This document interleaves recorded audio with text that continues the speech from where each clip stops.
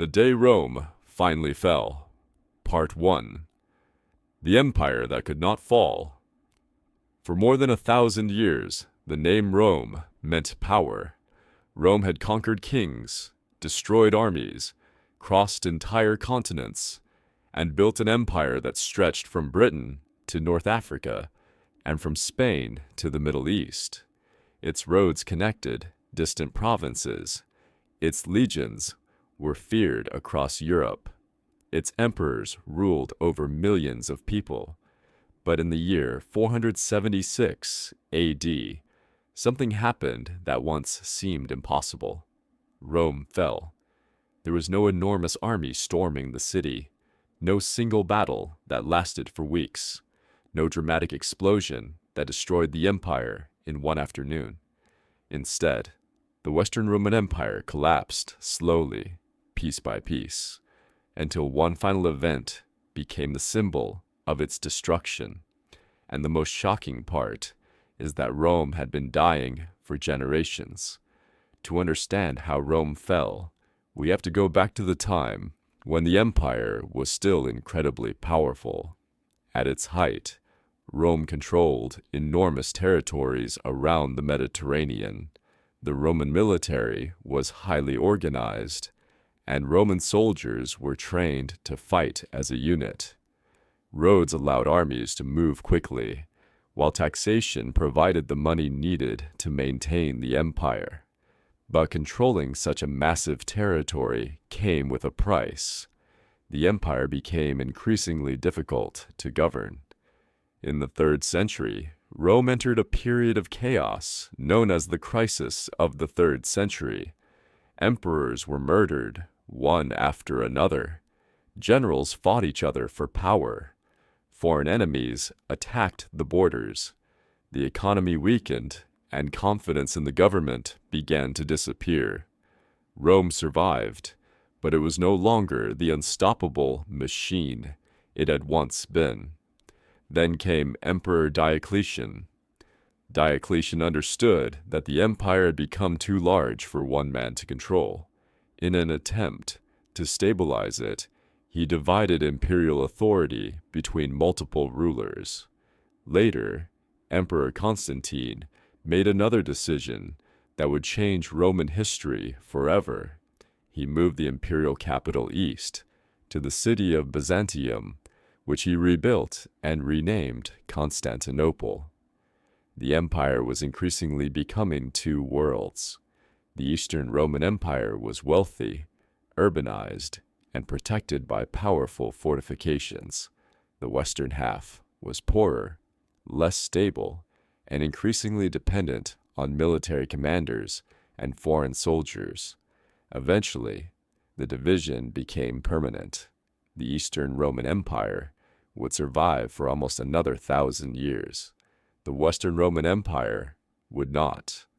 By the 4th and 5th centuries, Rome faced another enormous problem. The empire's borders were under constant pressure.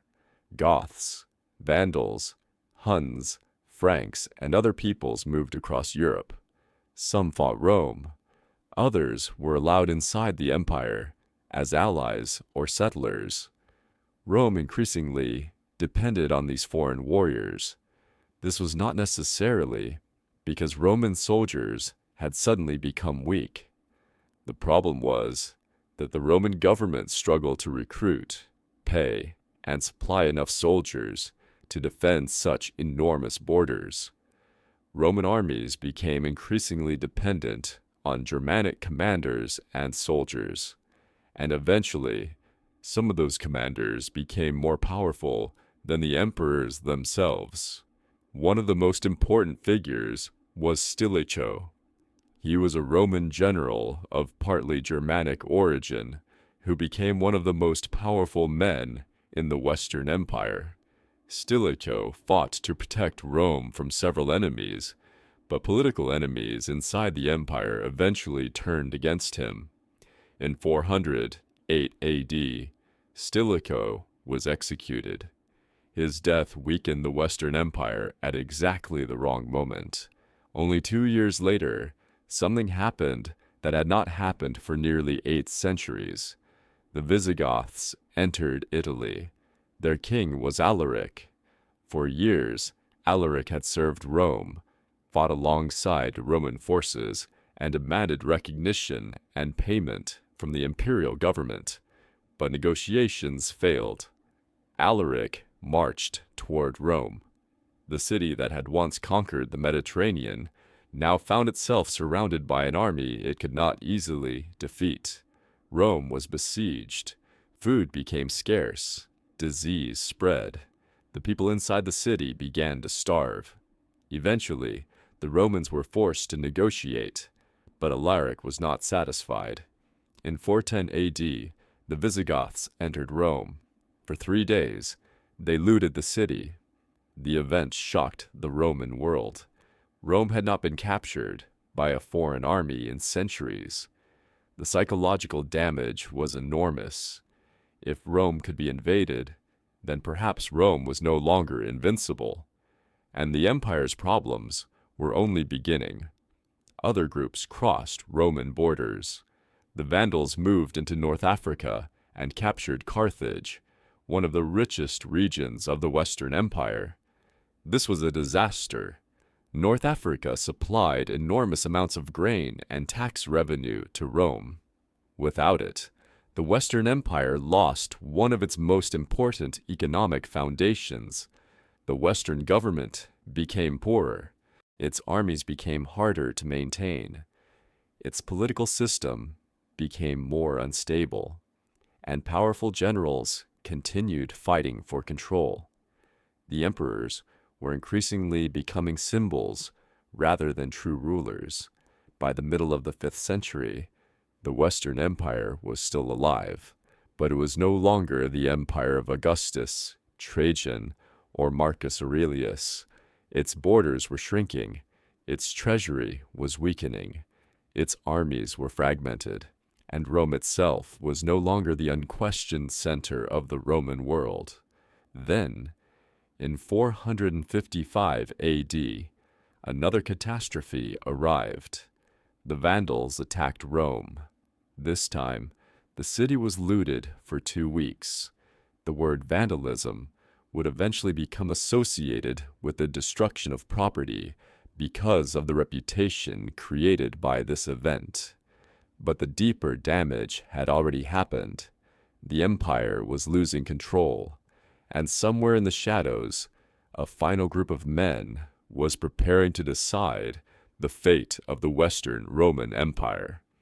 The last Roman emperors had little real authority. Military commanders controlled the armies. Foreign warriors controlled large parts of the former Roman territory. And in 475 AD, a man named Orestes seized power. He placed his young son, Romulus Augustulus, on the throne. The name was almost symbolic. Romulus was the legendary founder of Rome. Augustus was the name of Rome's first emperor. The boy was called Romulus Augustulus, almost like little Augustus, but he would become the last emperor of the Western Roman Empire. He was about to discover that the title of emperor meant very little without an army willing to defend it, and that army was about to turn against him. Part 2. The Last Emperor. In 476 AD, Rome was no longer the superpower it had once been. The Western Empire still existed on paper, but its territory had been reduced dramatically. Britain was gone. Much of Gaul was controlled by Germanic kingdoms. North Africa was controlled by the Vandals. Spain was dominated by the Visigoths. Italy remained under Roman authority, but even there, the emperor depended heavily on Germanic soldiers. And those soldiers wanted something very simple: land. The Germanic troops serving in the Roman army demanded a larger share of Italian territory. Orestes, the father of the young emperor, Romulus Augustulus, refused. The soldiers rebelled. Their leader was a Germanic commander named Odoacer. His army marched through Italy. Orestes was captured and executed. The young emperor was left almost completely defenseless. Odoacer marched into Ravenna, the political capital of the Western Empire. Romulus Augustulus was forced to surrender. And then, in one of the most famous moments in ancient history, Odoacer removed him from power. Romulus Augustulus was sent into retirement. He was reportedly given an annual pension and allowed to live in a palace near Naples. He disappeared from history. The Western Roman Empire had effectively ended. But there is something important to understand. 476 AD was not the moment when Rome suddenly collapsed. It was the final chapter of a collapse that had been happening for generations, and even the idea that Rome fell in 476 is more complicated than it sounds. Odoacer did not destroy Roman civilization. He did not burn every Roman city. He did not erase Roman laws or culture. In fact, Odoacer claimed to rule on behalf of the Roman emperor in the East. The Roman Senate continued to exist. Roman laws continued to influence society. Roman buildings remained. Latin continued to be spoken, and the Eastern Roman Empire continued to call itself Roman. So what really ended?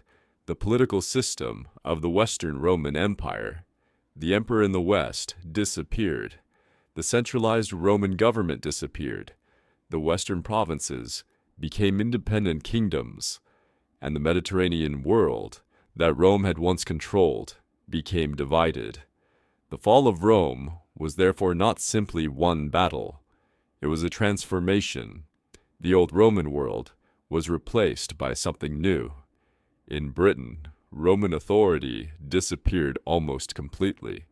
In Gaul, Germanic kingdoms developed. The Franks eventually became one of the most powerful forces in Western Europe. The Visigoths controlled much of Spain. The Vandals ruled North Africa. Italy passed through several different rulers. Meanwhile, in the East, Constantinople continued to prosper. The Eastern Roman Empire survived invasions, political crises, and wars. Its people still called themselves Romans. Its emperors still claimed the legacy of Augustus and Constantine. For centuries, they would continue the Roman tradition. That is why the fall of Rome is not really the story of a civilization simply disappearing.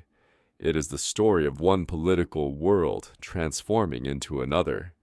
But why did Rome become so vulnerable in the first place? There was no single answer. Economic problems weakened the government. Political instability destroyed trust. Civil wars consumed resources. The empire became increasingly dependent on powerful military commanders. The borders became harder to defend, and migrations of Germanic peoples and the Huns placed enormous pressure on Roman territory. The empire had become too large, too expensive, and too divided to function as it once had. The Roman army itself also changed. Foreign soldiers had always served Rome. That was not automatically a weakness. The problem was that the Western government increasingly struggled to control the military forces operating inside its own territory. Generals could become kingmakers. Armies could decide which emperor lived and which emperor died. The emperor at the end was no longer the commander of the most powerful state in Europe. He was simply the man sitting on a throne that others controlled. And that brings us back to Romulus Augustulus. He was only a teenager when he became emperor. He did not conquer anything. He did not command a massive empire. He did not lead Rome into its final battle. He simply inherited a position that was already collapsing. When Odoacer removed him in 476 AD, the world did not end. Rome did not disappear overnight. People continued living in its cities. Farmers continued working the land. Merchants continued trading. churches continued operating. But something fundamental had changed. The political structure that had connected the Western Mediterranean for centuries was gone. The age of the Roman Empire in the West was over, and from its ruins, medieval Europe began to emerge. The fall of Rome remains one of the most important events in human history, because it reminds us that even the greatest powers can become vulnerable. Rome had survived invasions before. It had survived civil wars. It had survived economic crises. It had survived emperors who were assassinated and armies that rebelled. But eventually, the problems became too interconnected. The empire could no longer repair one weakness without exposing another. The borders needed soldiers. The soldiers needed money. The government needed taxes. The economy needed stability. The economy needed secure borders. And every crisis made the next one harder to solve. Rome did not fall because it suddenly became weak. It fell because a system that had worked for centuries slowly stopped being able to support itself. In 476 AD, the last Western emperor was removed, but the story of Rome did not truly end that day. Its language survived. Its laws survived. Its architecture survived. Its religion spread across Europe. Its political ideas influenced generations of rulers. And in the East, the Roman Empire continued for nearly another 1,000 years. So perhaps the better question is not, why did Rome fall? The better question is, how did Rome survive for so long? Because the Roman Empire lasted for centuries, changed shape many times, survived disasters that should have destroyed it, and left behind a legacy that still influences the world today. The empire fell, but Rome never truly disappeared.